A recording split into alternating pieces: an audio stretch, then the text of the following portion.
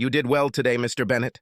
Simply keep the ice pack on your knee for 30 minutes or more if necessary.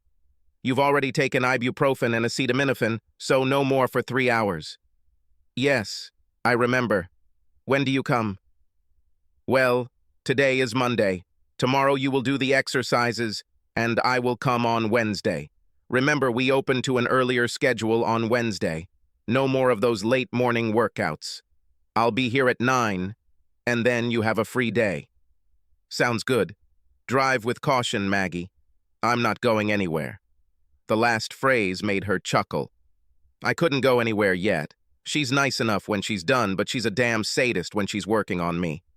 10 days ago, I had knee replacement surgery on my right knee. I've heard stories about post-op physical therapy, and there's nothing good about them other than it won't last forever. I thought that I could survive almost anything if I knew that the end was not far off, but probably everyone I know has a higher pain threshold than me. It was torture. The whole idea of physical therapy after knee replacement is to achieve at least 90 degrees of knee flexion. Sounds simple, right? The surgeon cuts the tissue, and then the tissue is restored, connected by fibers and fused together. The problem is that the severed segments tend to attach to whatever is nearby, and physical therapy is designed to break down all of these unwanted attachments until the knee begins to function properly and bend as expected again. Think about this while you pour me a beer. The therapist got into her car and drove away. In case anyone's wondering, her name is Maggie. Actually, she is a good child, but she has no pity. She has heard these screams before and knows that pain is the path to recovery. When I'm feeling generous, I call her baby. I think she's about 20, and I'm 57. So to me, she's a child. Not that it matters, but my name is Henry Bennett, and I make custom kitchen cabinets in a small 4-person workshop that I own. And yes, one of these people is a woman, and she's a damn good carpenter and cabinet maker. But I'm old school, and saying shop for 4 people just doesn't sound right. I'm thinking about expanding the business and making furniture, mainly Windsor chairs, so I'm not thinking about retiring. I seem to be standing up and down, squatting, standing and then kneeling on this hard floor all day long, so somehow the cartilage in my knee wore out and I got some factory replacement parts. So I'm sitting here at my window with my leg up, ice on my knee, watching Maggie drive away, when I noticed Jenny Carpenter pulling into her garage across the street. The Carpenters are about 20 years old. Chris is also a carpenter by trade, which makes his last name even more ironic, and he is working hard to start his own small company of carpentry contractors. They do good work and are in demand by homeowners who need repairs and remodels, as well as mid-size companies that often need additional specialists.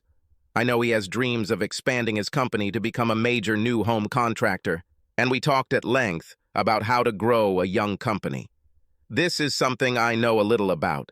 Seizing the opportunity, Jenny is an attractive blonde who works for one of the big investment houses in the city. I liked her. I thought to myself, they really are the perfect couple, when he saw a black BMW approaching her driveway. You don't often see cars like this in this area, and you don't often see a guy in an expensive suit walk through your neighbor's front door like he owns the house. But that's what I saw that day. I watched Jenny's house while I held the ice on my knee. After half an hour of icing my knee, I go to the kitchen to get a sandwich. I know it sounds crazy, but I can't carry a plate and a drink at the same time while using that damn walker to get back to the living room.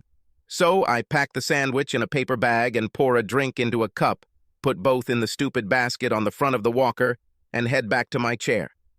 I sit down in my seat and the BMW is still there. I also have some ice, so I put the ice pack back on my knee while I sit and look at the neighbor's house across the street. Time is running out. A long hour passes before the suit finally leaves. 10 minutes later, the garage door opens and Jenny leaves too. Cold, I tell myself. There are 1,000 completely worthy excuses for what I just saw. Jenny is not one of those. I'm trying to put it out of my head, but I'm bored as hell sitting here. Damn it, I need a book or a crossword puzzle or something to keep my mind occupied. The workshop called twice with fairly simple questions.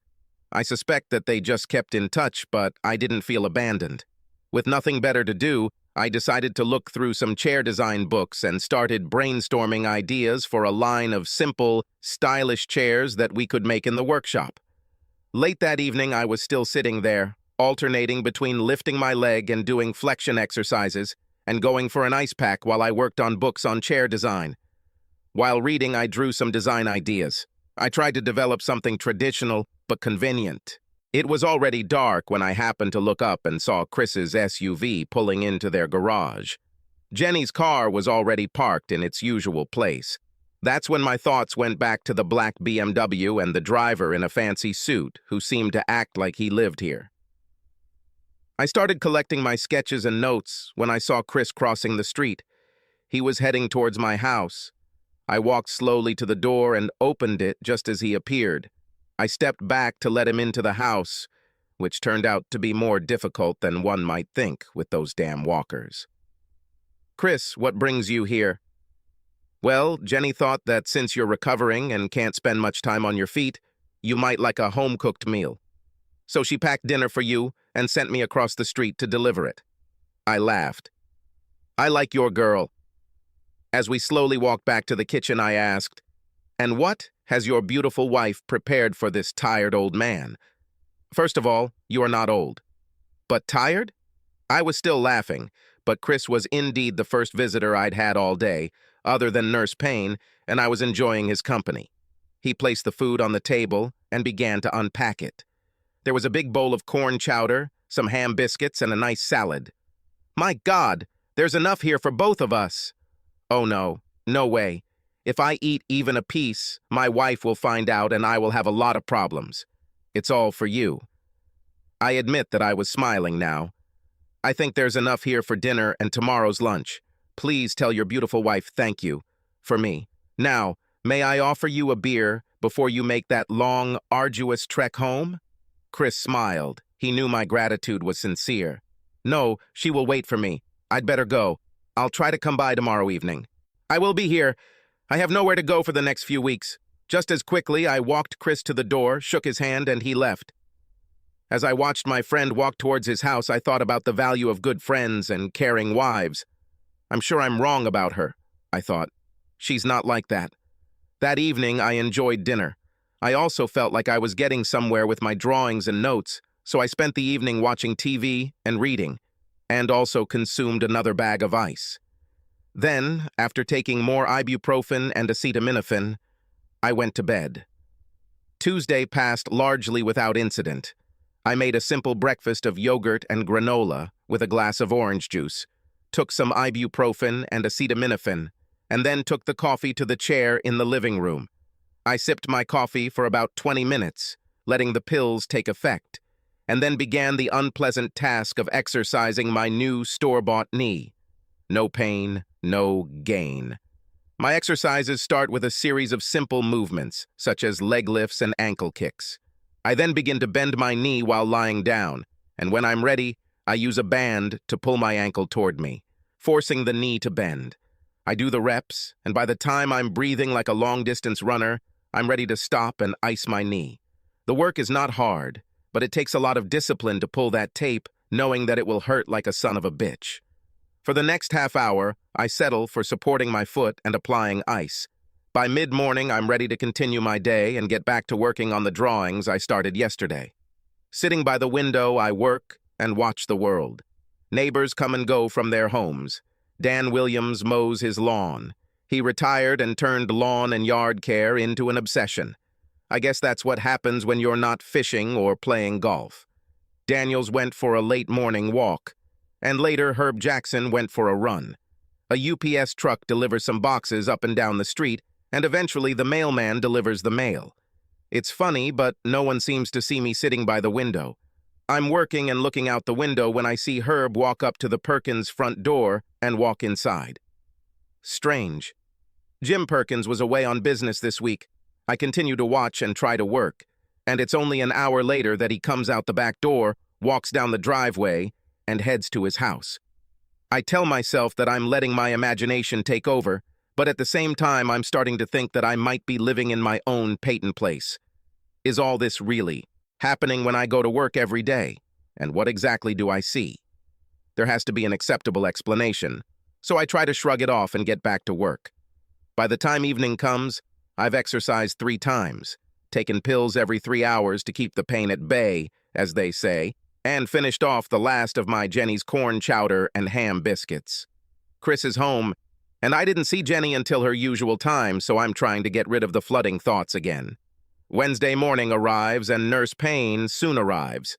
Before she arrived, I had enough time to make myself a light breakfast to calm those 2 pills in my stomach and drink some coffee as an advance payment for what I had in front of me. She was especially strict with me that day, but claims that my knee is returning to normal and that she expects full mobility. I remind her that I've never been that flexible, but she just ignores me. I offer her a cup of coffee before leaving, but she says, "I tried your coffee. You can use it to leave stains on furniture." I'm trying to say that there was a time when some furniture manufacturers did just that, but she just shakes her head and says, "See you Friday, exercise and apply ice." Nurse. The pain went away, and I sat with an ice pack on my knee and drank the rest of my cold coffee. After this, everything is repeated as on the previous day. Dan is working in his garden that day, the Daniels are taking their morning walk, and I see Herb Jackson visiting Sally Perkins again. I tell you, these are damned Sodom and Gomorrah. It's lunchtime, and I'm getting ready to make a sandwich when I see Jenny Carpenter pull into her garage. I sit down in the chair, and 5 minutes later a black BMW pulls up, and a suit enters through the front door. This time he's there for almost 90 minutes, and the whole time I'm thinking how stupid I'd look if I said something to Chris, and it turned out to be a big mistake. I tell myself I don't know her family. The suit could be her brother or cousin. He might even be Chris's brother. Don't know. The rest of Wednesday passes without incident. Chris didn't show up for a beer on Tuesday, but late Wednesday night I heard a knock on the door. Is the invitation for beer still valid? Certainly. Do me a favor and take 2. I'm waiting for you in the living room. We spent a pleasant hour before Chris had to head home. All this time I watched him carefully and did not detect a note of discontent or absent-mindedness. If something happens, he is not aware of it. I thought about asking him what he might know about BMWs, or if he had any relatives who owned one, but decided I would never be able to do that. So I abandoned this idea. Thursday was a copy of Tuesday. I divided my time between exercise and knee treatment, then worked on my projects, took pills, and did it all over again. Life became boring and predictable. Meanwhile, Dan learned the fine art of car washing, the Daniels took a walk, and Herb visited Sally Perkins. This old fart has more work this week than I have in 2 years. I suppose I should explain this last point. You see, my wife Peg died 2 years ago. She was my lover and best friend. Her death was caused by being in the wrong place at the wrong time when a distracted city truck driver ran a red light. I was assured that she did not suffer, but I certainly did. I keep a photograph of her on the table next to my chair. Both of our children live their lives as they should, but sometimes it gets lonely. They offered to stay with me while I recovered, but I told them that I would be fine. After all, I have Nurse Payne to take care of me. When I told the kids that I was prepared to be stuck at home for a few weeks, and that I had a few cases of beer to tide me over, my daughter looked at her brother, and the next thing I knew, the refrigerator and freezer were full. But I was just joking. Friday arrived, and Maggie was punctual as always. I was ready for breakfast, pills, and coffee, so she didn't waste any time getting ready and got to work on me. You are progressing quickly, Henry. You must be fanatical about your exercise routine. If I'm progressing so damn fast, damn, it hurts. Why do you keep working on me like a village prison guard? Do you have experience communicating with prison guards? I swear sometimes I don't know whether to laugh or curse at this woman. The last torture session ended, and she returned from the kitchen with an ice pack. I know that the weekend is approaching, but I want you to continue your exercises on both Saturday and Sunday. I took a deep breath and nodded. Then I'll see you on Monday, okay? Fine. There is no enthusiasm in your words, Henry. Are you becoming immune to my charms? Okay. That made me laugh a little, and I gave an answer that I later regretted. Have a good weekend, and I'll buy new locks for the door before Monday. She giggles. Next week, we will start working with the cane and try to get you off the walker. I liked the sound of that. Agreed. This passed for a joke on Nurse Payne, and she left with him. Friday dragged on like every day. Dan was trimming the bushes in front of the house, the Daniels were walking, and Herb visited Sally Perkins. I was thinking about how life had become so terribly predictable when a black BMW pulled into the carpenter's driveway. I must not have noticed Jenny pull into her garage. I wondered if they had a regular schedule, Monday, Wednesday, Friday, and how long did that last? I made myself a sandwich and helped myself to a beer, and then calmly watched as the suit drove away, followed 10 minutes later by Jenny. Then a terrible melancholy fell upon me. I like these two, Jenny and Chris. They are caring and kind. They always seemed loving and attentive to each other. What I saw now seemed so terrible, out of keeping with her character. I searched my imagination for a plausible explanation and admitted that this was all speculation on my part, but it bothered me terribly. I did two things that weekend. I watched to see if the suit would visit them while Chris was home, and I started making plans. He never came, and my plans quickly developed. I was very worried about what I had planned. If you asked me if I was sure that I was doing the right thing, I would answer, I don't know. What I did know was that if I approached Jenny with anything resembling an accusation, she would deny it. I would be called an abusive old man, and I would lose 2 friends. If I contact Chris, he will attack me, and again, I will be branded an abusive old man and lose 2 friends. And if I ignore it, it will be difficult for me to look Chris in the eyes and pretend to be his friend, hiding the painful truth from him. The only solution was to help him see for himself and hope I was wrong. Over the weekend, I made a list of my needs if I were to expand the store as planned. By that time, I was already thinking about tables and chairs. I need open space to move large pieces of wood to the machines, as well as 240-volt electricity in several locations. I also need space for workbenches where I can work on manually fitting mortise and tenon joints, and then I need clear space for finishing. Overall, I need to at least double my current space. I sketched out a few ideas, playing with a few concepts until I realized I also needed extra wood storage space because the tables needed large pieces of hardwood and the cabinets used a lot of high-quality plywood with quality veneer for the drawers. It all turned into a lot of work. I went to bed Sunday night with a heavy heart, knowing that the week ahead would most likely be painful for someone, but I also knew that someone could be me. Monday morning arrived, and with it, the arrival of Nurse Payne. I knew what to do, and by then I realized that we were making progress. If torture means I can go back to work, then let it be torture. She left me again sipping my coffee and balancing the ice pack on my knee. I tried to work, but my mind couldn't concentrate. Dan mowed the lawn again, and the Daniels went for a walk.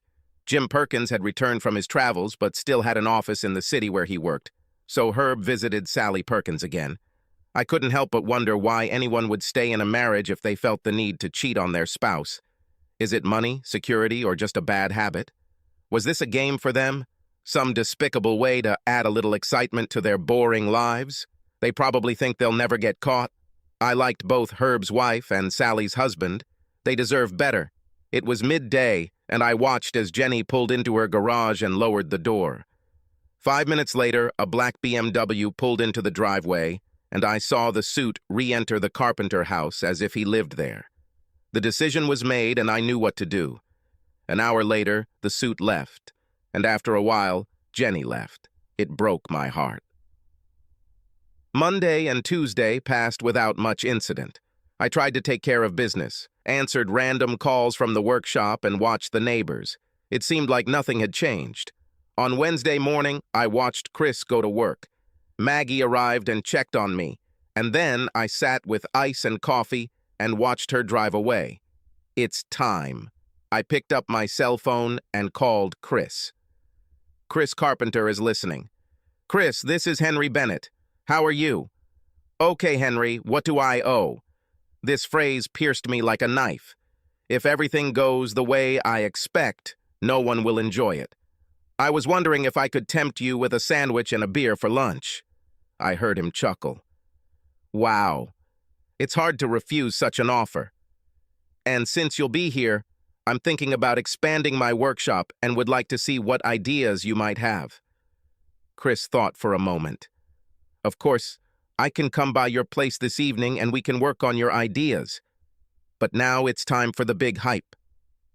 Actually, my children are going to come to visit today, and I already have everything ready. I was hoping you could come today at, say, 11:30 or noon. I hated lying to him like that. Of course, why not? I could use a break from my routine.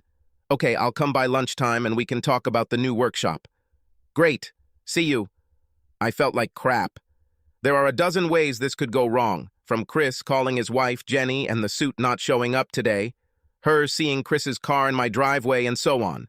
I was sure that I could claim ignorance anyway, but wouldn't that make me a coward? Unfortunately for everyone, Jenny and the suit turned out to be just as predictable as the rest of my neighbors. Chris arrived around 11:45 and joined me in the front room. I laid out all my notes and drawings, and after Chris brought us each a beer from the fridge, we settled down with sandwiches, chips, and a cold glass. Then everything went according to plan. We sat down at a table near my front window and began going through the list of my needs as I saw them. I showed him a drawing of my current workshop and started showing him sketches of what I had in mind. At 12:05, Jenny pulled into her garage. Chris watched her for a while with a slightly confused but happy smile on his face. And then we resumed our conversation and were in a fairly productive stage of making plans when a black BMW pulled into Chris's driveway at 12:10. Chris was talking and suddenly stopped when a suit came out of the car and walked through his front door again as if he lived there. I silently watched my friend and waited. He tried to return to the drawings, but to no avail. I guess about 10 minutes passed as Chris tried to talk, studied the plans, but went back to watching his house until my friend said, "Excuse me." Without another word, he stood up, walked out the front door, and crossed the street to his house. It was strange, but I could swear that this time I watched a man walk through his own front door, as if he no longer lived there, and wondered how long he would be my neighbor. My window was open, and a few moments later I heard a commotion. There were shouts and exclamations, and it seemed like furniture was being thrown. I heard the sound of breaking glass and loud impacts of chairs against the wall. Shortly after, a scantily clad suit ran out the front door, jumped into the car, and sped off. After this, there was silence. Time passed, and just as I was starting to worry that Chris might have hurt his wife, he walked out of his house the same way he entered it and walked back across the street to my house. He just plopped down on my couch with that 1,000 miles look I've heard about and didn't say anything. I decided that my task was to wait until he was ready to speak, and at the right moment he said, "This bitch had sex with him in our bed. Can you believe it? It's Jenny, of all people." I stood up and handed him the rest of the beer and said, "Here, have a drink and I'll get you some refills." He drank it in one gulp. Thinking he needed to talk, I asked, "You saw them?" He just nodded. "Are you sure that all this is by mutual consent?" He spoke as if he were in a daze. I heard her. She was a voluntary participant. Despite all my observations and plans, I did not know what to do next. So I brought Chris a second beer and sat back down to be the engaged listener I assumed he needed. Finally, he began. "A husband should never expect what I saw. My wife was naked with this idiot. She made all the same sounds as with me, only louder. She enjoyed it. Then Chris looked at me and said, 'I saw him when he got off her. There's nothing special about it.' This was meant to be a leisurely discussion, and I needed to let my friend talk as much as he wanted. When he was silent long enough, I said, 'I heard a lot of noise, as if glass was breaking and furniture was being thrown. You haven't done anything that you regret, have you?' 'No.' Then, after a pause, he said, 'No, except for marrying this cheater.' At this time, I saw Jenny's car slowly backing out onto the road. She seemed to hesitate for a while and then left. I think I just saw Jenny drive away. Yes, I told her to get her cheating ass out of the house." Chris's hands were shaking and his complexion looked like death. I knew that the next phrase would sound bad, but it had to be said. You need time to come to terms with what just happened. It may not be the end of the world. I'm not saying it will be easy. But I know that the girl loves you. Maybe you can make the relationship work when you have some time to think about it. The look he gave me was not reassuring. That's when I made my big mistake. Thinking that misfortune loves company, I blurted out, "You are not alone. Herb Jackson visits Sally Perkins' house every day while her husband is at work." Chris just shook his head in disgust and muttered something under his breath. Then he turned to me. "You knew, didn't you? Is that why you asked me to come today? What's the matter? Does this asshole really show up every day like clockwork?" I tried not to interfere, but you can't refuse Chris. "Well," with great reluctance I replied, "Mondays, Wednesdays, and Fridays, as far as I can tell." "For how long?" Chris's rage grew. "Last week, and now this week. I don't know how long this has been going on. For a while, I stopped worrying about Jenny and started worrying about myself." Chris showed signs of being beaten, and there was anger in his eyes. I remember thinking, this is what happens when a wife cheats on her husband. She strips him of his pride, and then his anger takes over. For a moment, Chris's anger seemed to dissipate as my friend buried his face in his hands and began to sob. At that moment, I was overcome with regret, and again I wondered if I should have just closed my eyes and let things happen as they were meant to, but these idiots were parking their car right in front of the house where all the neighbors could see it. What did they expect? At least Herb is trying to be a little standoffish, although I don't respect him for it anymore. After that, there was a long and mostly quiet hour as Chris drank his second and eventually third beer. I tried to find a way to reassure him that his action was justified while reminding him that she loved him, even if it didn't seem that way right now. I don't know how successful this was. Using his cell phone, Chris informed the office that he would be out today and eventually went home after I invited him to stay as long as he wanted. He just shook his head and said, "Sooner or later I will have to face this, and it's better if it happens sooner." He left his car in my driveway and returned home to a broken man. An hour later he returned and I poured him another beer. He said, "I cleaned up almost all the mess." Perhaps there are still shards of the broken mirror in the carpet. When I asked how the mirror got broken, he smiled. The son of a bitch ducked down. The chair missed him and hit the mirror. In a stupid attempt to support him, I said, "I was surprised that he was able to leave on his own." "Yes, I'm sorry about that. So that's good. You don't want to end up in jail because of this asshole." He just shrugged and shook his head as if he didn't know. We sat and drank until the evening. I reheated some leftover roast in a failed attempt to sober up, and Jenny never came home that night. Then, long after dark, Chris made the lonely journey to his home. Chris's car was still in my driveway Thursday morning, so I called him at home after the allotted time, hoping he might be up and sober.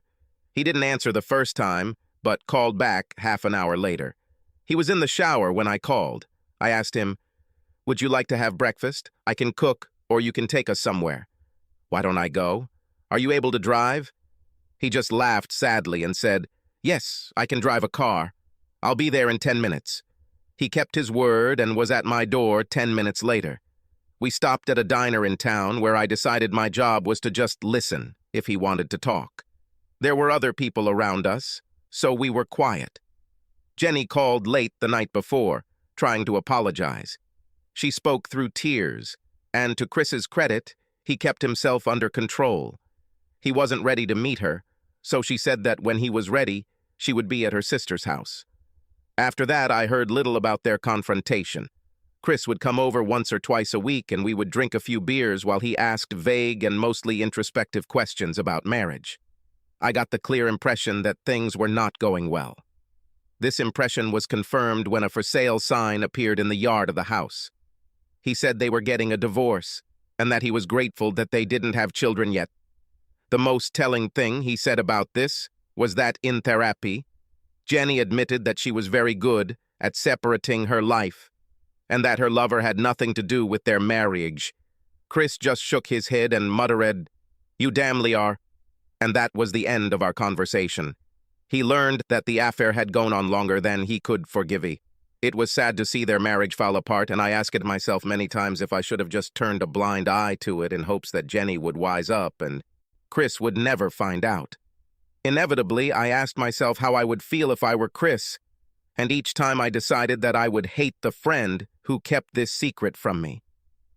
Jenny and Chris divorced and went their separate ways. It was years before Chris confided in another woman, but when he did, it seemed like a good choice. He met a widow his own age with small children, and she knew what loyalty was. Chris always wanted children and took to fatherhood like a duck takes to water. We remained friends, and he built an extension to my workshop. As for me, I never married again. I already told you that my wife died 2 years before the knee surgery. She was everything I ever wanted in a partner, and I miss her to this day. I decided that being alone was my limit, and I no longer tempt fate. However, I have several friends who don't have any complaints against me, can't get pregnant no matter how hard we try, and still like to sleep with a man from time to time. Yes, menopause is our friend. I have a good job, great kids, and company when I want it. Life is good. However, life is not so good for Herbert Jackson alone. It all happened about 2 weeks after Chris discovered his wife with that suit. I was sitting at my window. By that time, I was already able to get around quite well with the help of a cane and divided my time between the office and home. I wasn't ready to work in the workshop yet, but I was gradually getting there. I was reviewing plans for a kitchen remodel and putting together an estimate when I heard the familiar sound of glass breaking and furniture hitting the wall. I looked at the Perkins house and saw a naked Herb Jackson running out the front door and running down the street with his pants in his hands, followed by Jim Perkins swinging a baseball bat. I told myself, another one caught. Jim seemed very motivated, and I estimated Herb's chances of making it home were no better than 50-50. I never found out who tipped off Jim Perkins, but I suspect it might have been a very angry carpenter who lived nearby. A week after that, I finally returned to the workshop, worked late, and thanked Providence that I no longer sat at my window and watched the lives of my neighbors in my own Peyton place. Subscribe to our channel so that your second chaff doesn't cheat on you, and go ahead and listen to the next story, because this story is nothing compared to the next one. If you're under 18, don't even think about listening to the next one.